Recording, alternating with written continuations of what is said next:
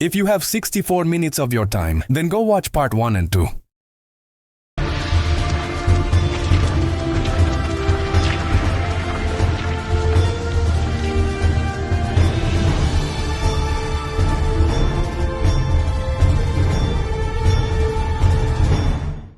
my god, bro. Oh, hell no, man. What the fuck, man? I just hate your ass. Hello my fellow Avengers, it's your boy the Marvel Nerd 2016, and I know that usually I do not make intros to the mediocre movies list, but I know that some of you guys don't really check the description that much, so I'm just going to give you guys a little bit of descriptions for the mediocre movies list. Now, it's not the worst movies list. Well, from 9 to 7, it's mostly movies that I thought that were or not really my favorite. But from 6 to 1, that's the worst spot. So yeah, just to let you know. Okay, I'm gonna put my microphone on top of the camera. And yeah, let's get on with the list, starting with number 9. Oh my god, bro. Oh, hell no, man. What the fuck? Coming in at number 9, we got Captain America: Brave New World. Now, I know that in the surprising movies list, I did say that things in the movie side of things were going well in the MCU, but unfortunately, during the start of 2025, they gave us this. Captain America: Brave New World. Now, it sucks how they completely botched up the character of Sam Wilson in this movie, because for some reason they had the brightest idea of making him into this semi-Batman character with a lair and a tech and his own Robin, essentially. But not just that, but what really frustrates me about this movie is that instead of carrying on from the post-credit scene that was left off in Falcon and the Winter Soldier, instead the movie just becomes a sequel to The Incredible Hulk, especially with the return of the guy that had the weird head thing that turned into the leader. But not just that, but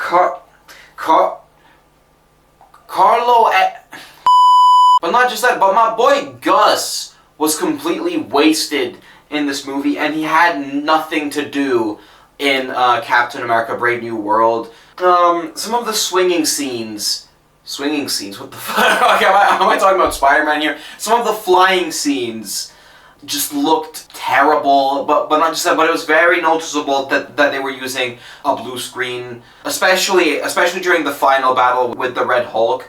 But it was cool to see, but at the same time, at the back of my mind, I just kept on thinking, okay, this is supposed to be a Captain America movie, but why are we bringing in all these elements of the Hulk into this? And if that's the case, then why didn't Sam Wilson, aka the new Captain America, get Bruce Banner to fight the Red Hulk? This would have been a really interesting redemption arc for his character, but yeah. Also, that post-credit scene was completely unnecessary, with the leader just randomly going, "Oh, there's about to be a multiverse event, you better be careful." That was such a stupid post-credit scene. It was as laughably dumb as the Vulture cameo in a Morbius. I think my only positive which I can give to Captain America: Brave New World, the final battle with the Hulk with the Red Hulk was cool. But at the same time, it was kind of ridiculous. Because, you know, it wasn't a Hulk-to-Hulk fight. Yeah. Harrison Ford looked half asleep in this movie. Like, he didn't look like if he even wanted to be there. So, yeah. No wonder why Steve Rogers is returning in Avengers Doomsday, because they completely botched up Sam Wilson's character as the quote-unquote new Captain America with the Falcon and the Winter Soldier TV show, which was really good, but at the same time I feel like I feel like Falcon and the Winter Soldier should have been a movie, because then we would have gotten a better story about how Falcon made his transition from being the Falcon to Captain America. But yeah, I have already made a video on Captain America: Brave New World, and I forgot what my rating was. But my final rating for Captain America: Brave New World is a 3 out of 10. And honestly, after watching Captain America: Brave New World, I feel like this movie really ruined that scene where Steve Rogers gave the shield to Sam Wilson. And to be honest, I feel like it should have went to Bucky, because not only Steve and Bucky knew each other for a really long time. Anyways, let's get on to number 8. Oh my god, bro. Oh, hell, man. What the fuck? Coming in at number 8, we got The Amateur. I have forgotten about The Amateur, but what I can remember from this movie is seeing the trailers for The Amateur, and from the trailers, this movie looked predictable, but when I watched the movie, the entire movie was predictable, because the movie uses the overused fridging trope where the guy has a wife, and this gang or person goes after the wife and then kills the wife, and now the guy seeks revenge, blah blah blah. You've seen it before. You've seen it, like, this plot has already been used in freaking The Crow and Deadpool 2. But the main reason why I thought that this movie was meh was because not only Rami Malek was completely miscasted in this movie. Like, don't get me wrong, Rami Malek is a great actor, and he did a exhilarating performance in Bohemian Rhapsody. I feel like his role in this one wasn't really the best, especially when he's trying to be intimidating with a weapon, and although the film does acknowledges that he's kind of a wimp, and he needs to train to use a gun, the only interesting character trait about him is that he's a skilled hacker. But overall, I feel like his character was mostly just a wimp. And also, the action scenes were forgettable. All of the other characters were forgettable as well. Except the one memorable scene, which I can remember from this movie, was the scene where Rami Malek threatens this guy in a pool. And yeah, as you can see, like, he's in this pool. It's connected to 2 buildings, and then he blows up the pool that's connected to the 2 buildings, and he freaking falls to his death. That was the only interesting scene in this movie, but everything else was just cookie cutter and forgettable. So, yeah. But at the same time, the movie was also, like, slightly entertaining. It wasn't as meh compared to Captain America: Brave New World. But at the same time, I don't think this movie is ever going to come back into my mind unless if I revisit this video. So yeah, my final rating for The Amateur is a 6.5 out of 10. Once again, I feel like The Amateur didn't really brought anything new to the action revenge genre, and if you guys want my recommendations for some thrillers that came out last year, then I highly recommend Drop and A Working Man. So yeah, An Accountant 2. Phenomenal movie. Anyways, let's jump into number 7? Yeah, number 7. Oh my god, bro. Oh, hell, man. What the fuck? Barking in at number 7, we got Dogman. Now, I've never read the books of Dogman, but the concept intrigued me a bit, but at the same time I was thinking, okay, how is this a story for a kid's movie? Because essentially, the movie is about a cop and a dog. They go through this mission to stop a bomb from exploding, and then the bomb explodes. Both halves of their bodies aren't balancing out. So then the nurses had the brightest idea of combining their bodies, making Dogman. Does that not sound like a plot of a horror movie, or a story, or a concept of a body horror movie? Anyways, when I watched Dogman, I loved the animation in this movie, and I thought it was vibrant, colorful, cute, funny, and hell, it even made me feel bad for the Dogman character, since in the inside he's still just a human, but then, you know, yeah. But I feel like the movie kind of derails itself, and it turns into your typical save the world story, and I know what you guys are going to say. The Marvel nerd, it's just a kid's movie. Of course it's going to have a predictable and generic plot. Well, okay, we're on about a DreamWorks movie here. The same people that made Puss in Boots 2, The Wild Robot, and How to Train Your Dragon. Sure, those movies are targeted towards a younger demographic, but at the same time, they both have stories and moments that resonates with both kids and adults. So yeah, back to Dogman. So yeah, I feel like the movie's message was nice, but at the same time it did feel slightly generic. But at the same time, I feel happy that DreamWorks still has faith in animation, and that this wasn't another copy and paste live action remake. So yeah. And my final rating for Dogman is a 7 out of 10.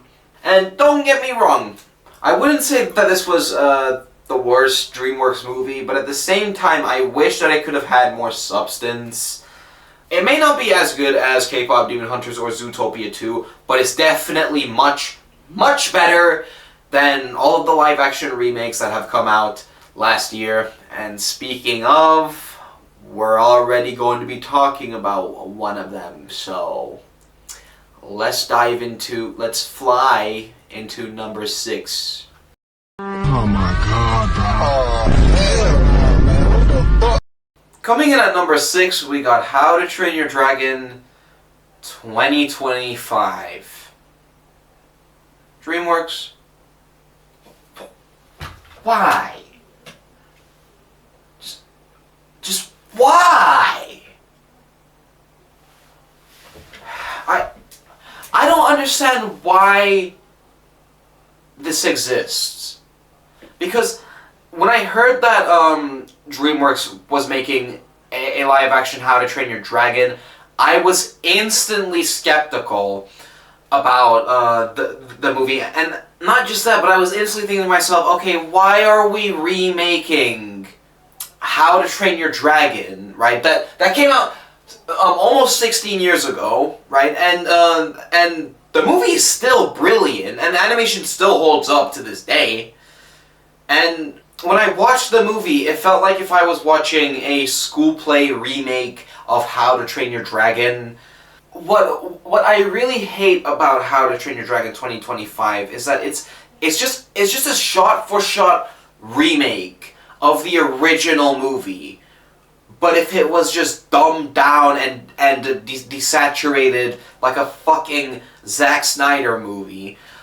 But not just that, but while I was watching How to Train Your Dragon 2025 in the cinema, I just kept on thinking at the back of my mind, why am I watching a crappy, soulish live-action remake of an animated movie that came out 15 years ago, and it still holds up to this day? And hell, fun fact, after watching How to Train Your Dragon 2025, I instantly went home and I instantly turned on the TV and rewatched the original movie. And I was just thinking to myself, okay, why? Why did you have to remake that? Well, why DreamWorks? You don't have to follow the footsteps of freaking Disney. But yeah, the performances were okay in this movie. Mason Thames did a decent job as playing as live action Hiccup, and Gerard Butler was also pretty good as his live action counterpart as a Stoic in this movie. But at the same time,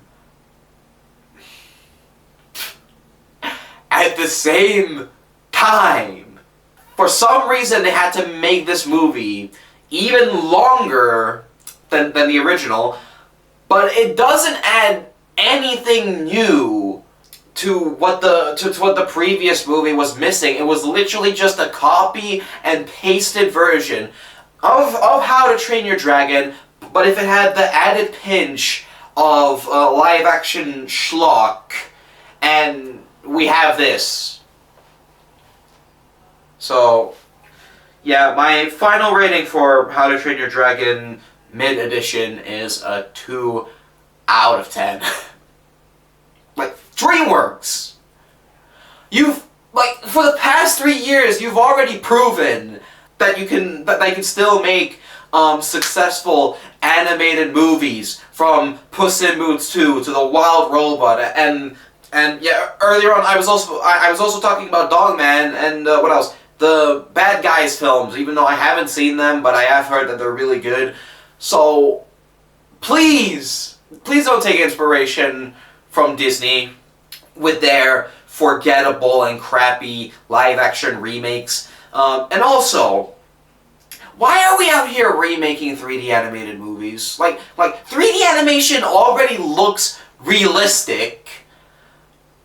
Oh, I know what the reason is.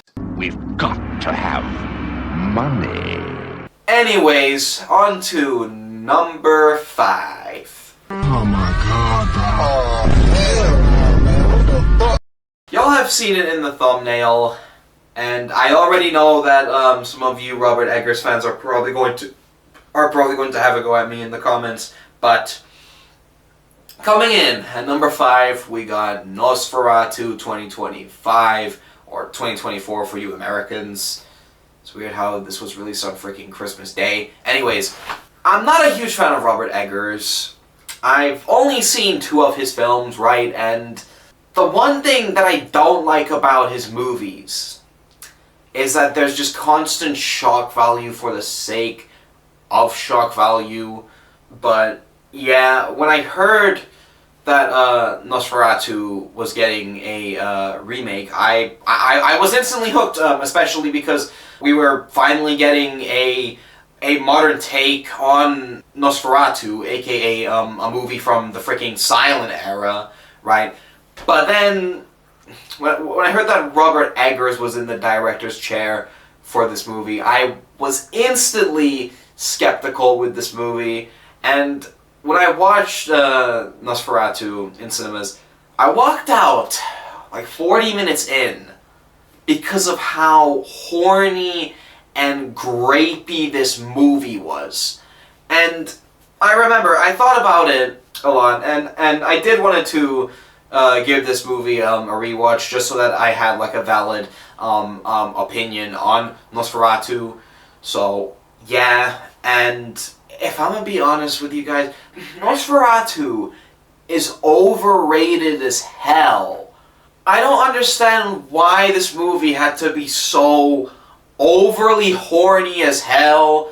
But not just that, but I didn't care about any of the characters outside from the professor, played by Willem Dafoe. And also, Bill Skarsgård's Nosferatu, like, don't get me wrong, like, a few times he did give me the chills, but at the same time, I don't think he was as terrifying compared to Pennywise in It. Also, I found his throat voice to be very goofy, but not just that, but why do they have to give him a mustache? I don't know, I feel like the mustache didn't make him look scary, let alone intimidating. It just kind of made him look like it kind of made Count Orlok look like if Luigi was addicted to cigarettes. but not just that, but I feel like the movie's pace was also very sluggish as well. And a few times it did kind of felt like if there was just constant meandering in Nosferatu. And yeah, aside from the live action How to Train Your Dragon, at least Nosferatu tried to do something different with the movie and its story, and it wasn't just a shot-for-shot remake of the 1922 Nosferatu. I liked the cinematography in this movie. I liked how it was very gothic, and not just that, but I loved Willem Dafoe's performance in this movie. But not just that, but I feel like the professor was literally the only good part of Nosferatu. I also semi-liked Bill Skarsgård's performance in this movie, especially because I didn't recognize him, and I didn't see him once as Pennywise the Dancing Clown. So it was impressive, but at the same time, just like what I mentioned earlier, at the same time, the voice kind of made it sound a bit cartoonish.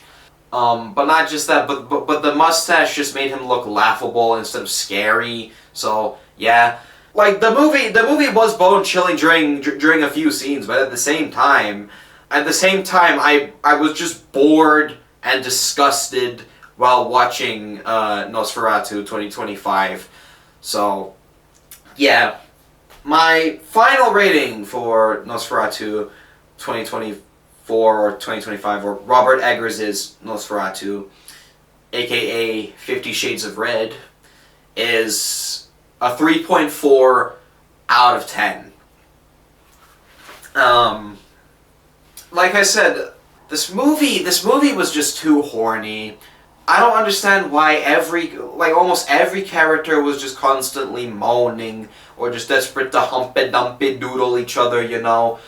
But yeah, and also, why in every show and movie that Lily Rose Depp is in, she always plays this overly horny character. Also, Sinners is a much better vampire movie than Nosferatu. Anyways, let's move on from this vampire fetish porno and move on to number 4. Oh my god, oh, man, what the fuck? Coming in at number 4, we got Lilo and Stitch. Now, I've already made a video on this trash, so I'm going to make it nice and quick and swiftly move on. First of all, I didn't like how they rushed all the scenes in this movie. Second of all, I didn't like how they completely ditch out the Ohana means family message in the movie just to give Nani this random motivation to her applying to college. Third of all, I didn't like the look of the aliens, and they had the brightest idea of making Jumba the villain. While meanwhile we already had Gantu in the original. Fourth of all, the movie gets rid of all of the emotional scenes that was in the original. And fifth and final of all, it sucked! 3.1 out of 10.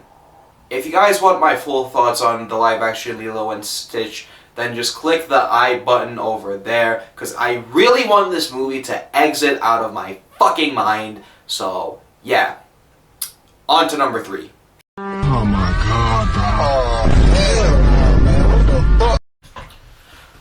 Okay, I'm gonna ask you guys something, and don't take this personal, because I'm taken, so yeah. Are you single? And if you said yes to that question, then together will make you not want to get into a relationship. Coming in at number 3, we got Together, together, together, everyone, together, together, come on, let's have some fun! Good grievous, like, who came up with the concept of this movie? I remember when I first heard about Together, and when I was seeing posters and a trailer of the movie, right, and I instantly wanted to skip it because I don't like body horror movies, and you know how my reaction was to The Substance, so yeah. But then a friend of mine recommended me this movie, so I thought, you know what, let's give it a shot. Just how bad could it be? Just how bad could it be?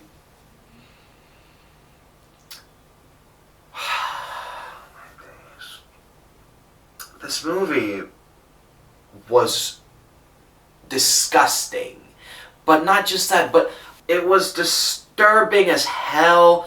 Like, while I was watching together, I had an even worser pit in my stomach while watching together compared to Nosferatu.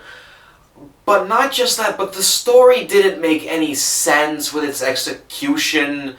And also, why? Just why the hell did the couple had the most brightest idea to humpy-dumpy-doodle each other in an elementary school bathroom, even though they know that if they get too close together, then they'll get morphed together. No pun intended. But yeah, a few times together did remind me of The Substance, but at least The Substance did have a story and a meaning behind the gore and the body horror aspects of that movie. But at the same time, this was nothing. This was literally just shock value for the sake of shock value. Okay, the only positive which I could give for Together is that the movie does make you root for the couple in this movie, and not just that, but I really liked the performances from Dave Franco and Alison Brie. I thought they did a very good job at playing a convincing couple, which makes sense considering they're both husband and wife or boyfriend and girlfriend in real life.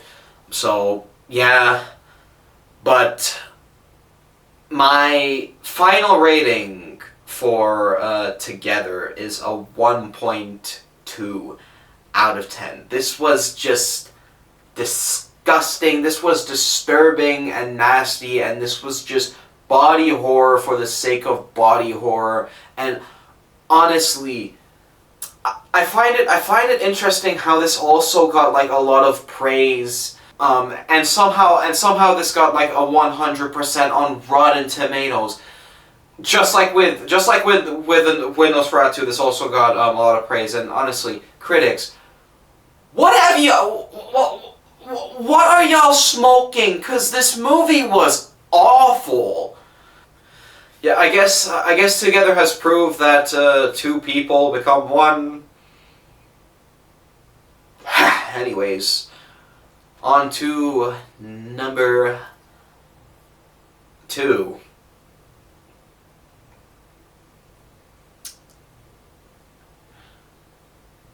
I think I need therapy. Oh my god, bro. Oh, hell no, man. What the fuck? Coming in at number 2, we got a movie that caused youngsters to trash the cinemas and cause anarchy because of one funny line of dialogue that involves Jack Black saying 2 words: chicken jockey.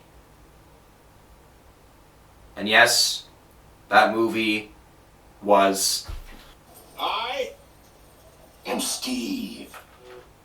a Minecraft movie.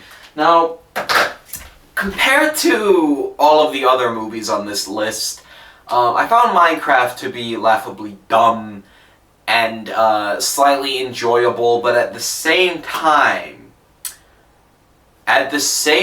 this movie was still not good. Now, I have already made a video on a Minecraft movie, so just like with Lilo and Stitch, I am going to be a lot more quicker about this. So yeah, first of all, I didn't like how the movie took the whole Jumanji-esque plot of people from the real world coming into the Minecraft world or whatever, but not just that, but I thought it was kind of stupid how they made this movie live action. And honestly, what is Hollywood's obsession with making everything live action?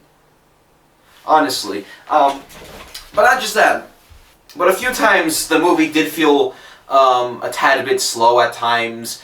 With the parts of the movie that didn't involve Jack Black, the movie really slowed down because you don't really get to care about any of these characters. But not just that, but they do try giving like the little boy like a goal to build a jetpack or whatever, but that goes absolutely nowhere with a Minecraft movie.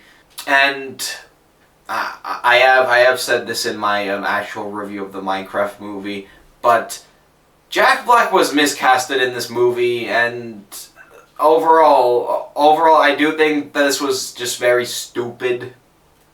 Now, it wasn't as frustratingly terrible compared to Lilo and Stitch, and especially Together, but at the same time, during a few moments of a Minecraft movie, I was cringing a bit at some of the scenes. So yeah, my only positives that I could give to a Minecraft movie was that the movie was funny, and I did like the memeable parts of a Minecraft movie, and a few times the movie did look cool visually, but at the same time, it was very noticeable that most of the characters were standing behind a green screen. But yeah, my final rating for a Minecraft movie is still 2.1 out of 10. And to be honest, I feel like a Minecraft movie was just a one-trick pony with the whole Hang on. You want to talk about Minecraft? You want to talk about Minecraft? Okay, Minecraft, yay, Minecraft. Okay, a Minecraft movie was just a one-trick pony with. A Minecraft movie just felt like a one-trick pony because of the whole chicken jockey meme, and just like how I said it in my. Watch out for the cable. Don't kill yourself. Don't kill yourself, Hobbit. Don't kill yourself. Just like I feel like it would have been better if a Minecraft movie was animated, but yeah. Now let's. Are you gonna let me finish?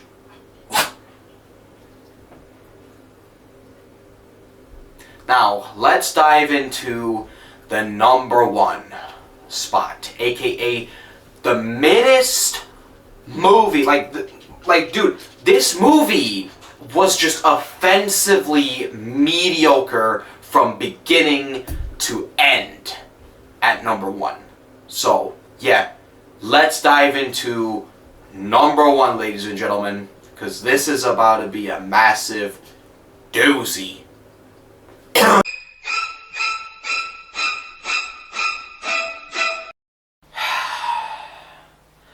Now, this year we have gotten a lot of live-action remakes, but compared to this one, with all the other live-action remakes, all I felt was just nothing.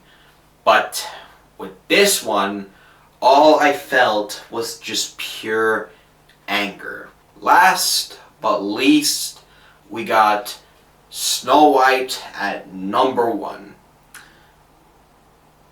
Now, this movie felt like if it was written by ChatGPT, but not just that, but Gal Gadot's performance was awful in this movie, and I'm surprised how she hasn't quit acting yet, because, bro, not only she can't act, but not just that, but she can't sing. And hell, her singing voice just felt very aggressively auto-tuned, and it sounded like something out of, I don't know, Kids Bop or a shitty Disney Channel movie. But not just that, but the 7 CGI dwarves looked absolutely horrific in this movie. Snow White 2025 is just a massive fuck you to the original movie, but it's not just a massive fuck you to the original movie, but it's also a massive fuck you to Disney's legacy, since Snow White was like the first ever hand-drawn feature film. But yeah, fun fact, we almost got hope and honor restored when this movie flopped in the box office, but thanks to Lilo and Stitch, we're still getting that live-action Tangled movie. I know the only positive which I can give for Snow White 2025 was Rachel Zegler's performance and the Whistle While You Work song, but outside of that, this movie just sucks and I just hope that Disney can just stop making these live action remakes. And you know what, guys? If y'all want like original content from Disney, then go watch Hoppers this March. Just let's make Hoppers a box office success and prove to Disney that we're sick and tired of these live action remakes and that we want to see more originality for once. So yeah. But anyways, my final rating for Snow White, or should I say Shit Brown, is still a 2 out of 10. And yes, I have already made a video on Snow White, so if you want my more in-depth thoughts about Snow White, then I recommend watching my review for this trash. So yeah. But anyways, okay, that's gonna wrap up my mediocre movies list. I hope you guys like and subscribe, and I'll see you guys in the hell. Where's the beeping noise? What? Something's going through the what?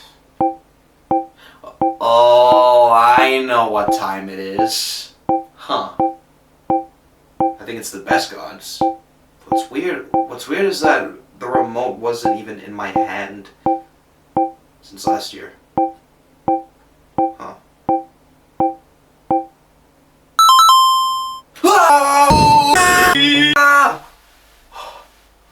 Why does it get weirder every year?